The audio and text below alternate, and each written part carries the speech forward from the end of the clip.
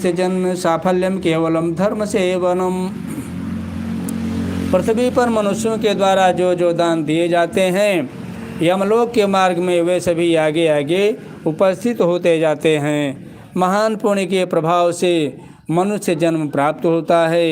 उस मनुष्य योनि को प्राप्त कर जो व्यक्ति धर्माचरण करता है वह परम गति को प्राप्त करता है।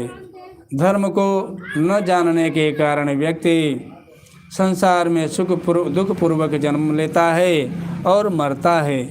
केवल धर्म के सेवन में ही मनुष्य जीवन की सफलता है। धन पुत्र कलत्रादि शरीरमपि बांधवः अनित्यं सरो मे वेदम तस्मात् धर्मं समाचरेत्। तावद् बन्धु पिता तावद् यावत् जीवति मानवः मृतानामन्तरं ज्ञात्वा क्षणात् स्नेहो निवर्तते।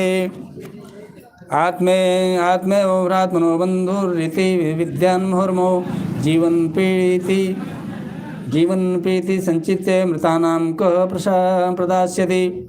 धन पुत्र पत्नी आदि बांधव और यह शरीर भी सब कुछ अनित्य है, इसलिए धर्माचरण करना चाहिए। जब तक मनुष्य जीता है तभी तक बंधु बांधव और पिता आदि का संबंध रहता है।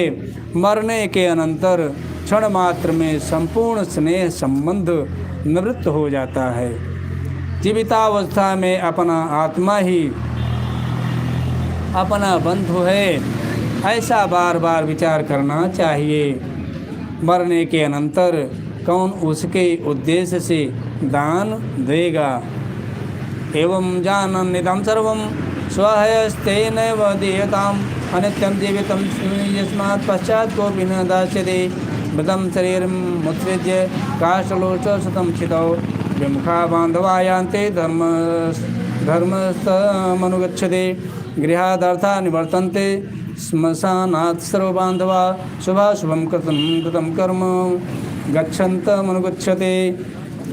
ऐसा जानकर अपने हाथ से ही सब कुछ दान देना चाहिए, क्योंकि जीवन अनित्य है। बाद में अर्थात उसकी मृत्यु के पश्चात कोई भी उसके लिए दान नहीं देगा। मृत शरीर को काष्ठ और ढेले के समान पृथ्वी पर छोड़कर बंधु बांधव विमुख होकर लौट जाते हैं। केवल धर्म ही उसका अनुगमन करता है। धन संपत्ति घर में ही छूट जाती है। सभी बंधु बांधव स्मशान में छूट जाते हैं, किंतु प्राणी के द्वारा किया हुआ शुभाशुभ कर्म परलोक में उसके पीछे पीछे जाता है। शरीरम बहिर्नादग्धं कृतं कर्म सहस्थितं पुण्यं वा यदि वापं भुंक्ते सर्वत्र मानवः। न कोऽपि कस्यचित् बन्धो संसारे दुःखसागरे आयाति कर्म संबंधाद्याति कर्मक्षये पुनः। शरीर आग से जल जाता है, किंतु किया हुआ कर्म साथ में रहता है। प्राणी जो कुछ पाप अथवा पुण्य करता है उसका वह सर्वत्र भोग प्राप्त करता है। इस दुखपूर्ण संसार सागर में कोई भी किसी का बंधु नहीं है।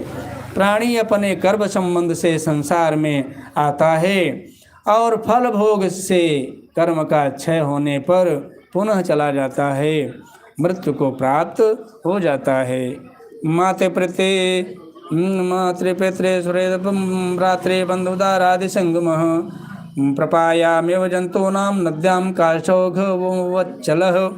कस्य पुत्रा च पौत्रा च कस्य भार्या धनं च वा संसारे नास्ति कः कस्य स्वयं तस्मात् प्रतीयताम्। आत्मा यत्तं धनं यावत् तावद् विप्रं समर्पयेत्। पराधीने धने जाते न किंचित् वस्तुमुत्सहेत्।